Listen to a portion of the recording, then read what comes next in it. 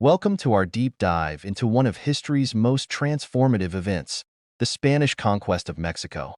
Between 1519 and 1521, a small band of Spanish conquistadors, led by Hernán Cortés, toppled the mighty Aztec Empire. This epic tale is filled with bravery, betrayal, and the clashing of civilizations. Today, we'll uncover lesser-known details that bring this historical narrative to life. Before the Spanish arrived, Mesoamerica was a tapestry of vibrant cultures and powerful city-states. The Aztec Empire, with its capital Tenochtitlan, was the region's dominant force. The city itself was a marvel, boasting advanced engineering, majestic temples, and bustling markets. But the empire was not without its weaknesses. It relied heavily on tributes from conquered regions, fostering resentment among subjugated peoples. This discontent would play a crucial role in the events to come.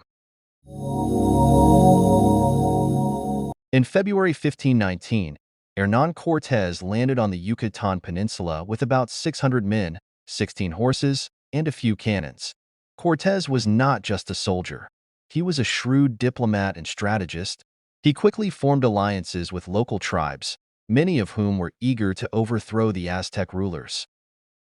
One of the most critical alliances was with the Totonacs, who provided the Spanish with valuable intelligence and resources. Another key figure was La Malinche, an enslaved woman who became Cortés' translator, advisor, and mistress. Her linguistic skills and cultural knowledge were instrumental in the Spanish campaign. Cortés and his allies marched inland, encountering various indigenous groups. The Tlaxcalans, fierce enemies of the Aztecs, initially resisted but soon became indispensable allies. Their warriors significantly bolstered the Spanish forces. As Cortés approached Tenochtitlan, he was met by emissaries from the Aztec Emperor, Moctezuma II. Moctezuma, aware of the Spanish arrival through reports and omens, chose a strategy of cautious diplomacy. He sent lavish gifts, including gold, which only fueled the Spanish lust for more. On November 8, 1519, Cortés and his men entered Tenochtitlan, greeted with a grand reception. Moctezuma hoped to contain the Spanish threat through hospitality and awe. The city's splendor stunned the conquistadors, who had never seen anything like it. However, the peaceful coexistence was short-lived. Tensions escalated as the Spanish took Moctezuma hostage, hoping to control the empire through him. This audacious move showcased Cortés' boldness, but also his understanding of psychological warfare. In 1520, Cortés had to leave Tenochtitlan to confront a rival Spanish expedition sent to arrest him. During his absence, Pedro de Alvarado, left in charge, massacred Aztec nobles during a religious festival, igniting rebellion. Upon Cortés' return, the situation had deteriorated.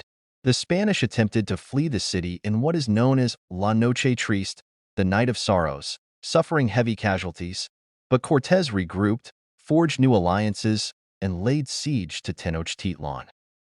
The siege lasted for months, with brutal fighting and widespread starvation. The Spanish and their allies used superior weaponry and tactics, while smallpox, introduced by the Europeans, devastated the Aztec population. On August 13, 1521, the last Aztec emperor, Cuauhtémoc, surrendered, marking the end of the Aztec Empire. The fall of Tenochtitlan was just the beginning.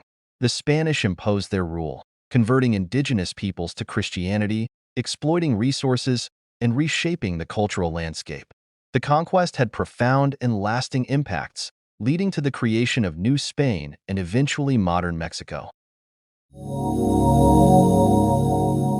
While it's commonly believed that Moctezuma thought Cortés was the god Quetzalcoatl, recent scholarship suggests this is a myth propagated by Spanish chroniclers to justify their conquest. The reality likely involved more complex political maneuvering. The Spanish conquest was not a simple tale of European superiority. Indigenous allies, particularly the Tlaxcalans, were crucial to Spanish success. Without their support, Cortés' campaign might have failed. Often vilified as a traitor, La Malinche's true legacy is nuanced. She played a pivotal role in the conquest, but she also navigated her survival and leveraged her position in a world dominated by male power. The Spanish had guns and horses, but these advantages were not as decisive as often portrayed.